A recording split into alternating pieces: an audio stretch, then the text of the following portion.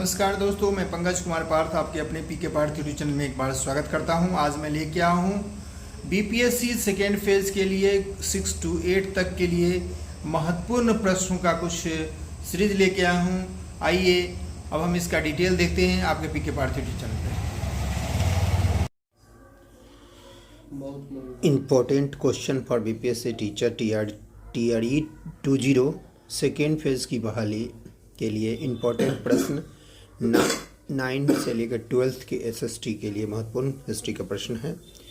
पहला प्रश्न है प्रतिनिधि नहीं तो कर नहीं।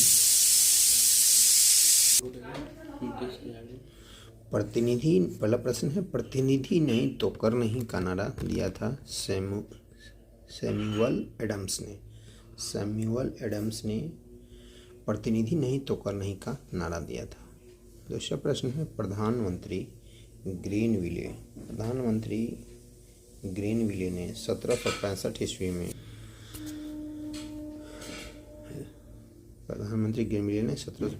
स्टाम्प टैक्स पारित था। अगला प्रश्न है सप्तवर्षीय युद्ध यानी 7 वर्षों तक युद्ध चला था किसके बीच? इंग्लैंड सप्तवर्षीय युद्ध से लेकर 1763 के बीच में।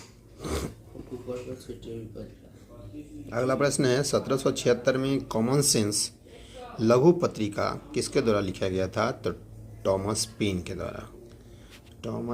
द्वारा।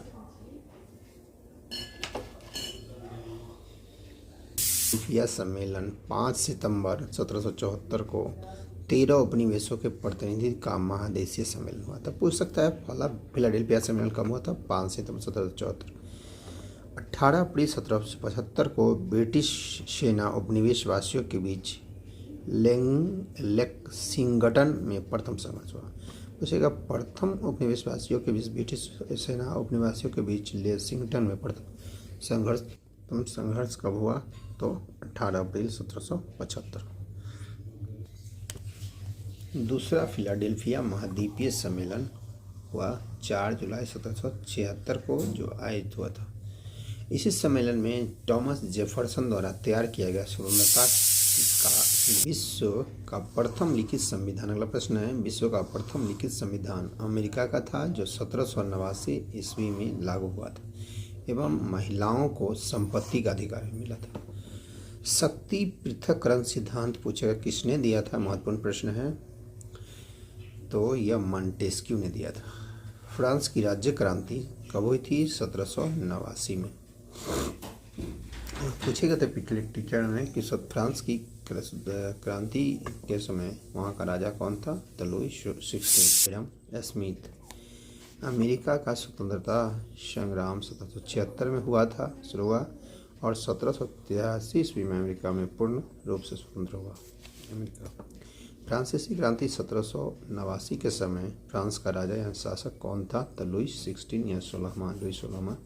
ये पूछेगा तो पिछले बीपीएससी टीचर वाले में हाई स्कूल के। पालरमा नामक संस्था कहाँ है? तो ये पालरमा नामक संस्था फ्रांस में है। और ये क्या है? तो पालरमा नामक संस्था राजा की निरंकुशता एवं स्वेच्छाचारिता पर अंकुश लगाने के लिए यह संस्था बनाई गई है। वो बहुत मनमाना ढंग से काम न करे, जनता के लिए काम करे, इसलिए बनाया गया था। 9वीं शताब्दी में फ्रांसीसी समाज 3 स्टेट से नहीं बटा था।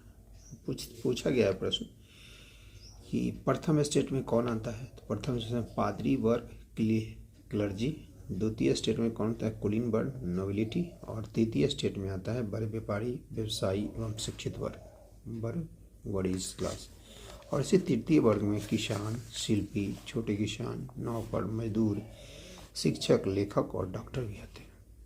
तो तीसरी वर्ग, ये तीनों महत्वपूर्ण है। आगे है लेटस द कैचेट। फ्रांस में बिना क्या है? द लेटस द कैचेट क्या है? फ्रांस में बिना अभियोग की गिरफ्तारी वारंट जारी करना। राजाओं की या राजा के सैनिकों के द्वारा किसी व्यक्ति या प्रोटेस्टेंट या पादरी को बिना किसी कारण के, बिना किसी अभियोग के उसको गिरफ्तारी वारंट जारी कर देना ही फ्रांस में लेटस द कैचेट कहलाता था। विधि की आत्मा द स्पिरिट ऑफ लॉ किसने लिखा? मॉन्टेस्क्यू ने लिखा। और इसमें तीन वर्गों में बांटा राजनीति को, कार्यपालिका, विधायिका और न्यायपालिका। ये था महत्वपूर्ण प्रश्न यूपीएससी टीचर के लिए। अब इसी के साथ हम आप सबसे जाते रहते हैं। पीके पार्थिव चैनल से जुड़े रहें, लाइक सब्सक्राइब ज़्यादा से ज़्यादा शेयर करें ताकि अपडेट वीडियो लेके हम आपके समक्ष आते रहेंगे। धन्यवाद।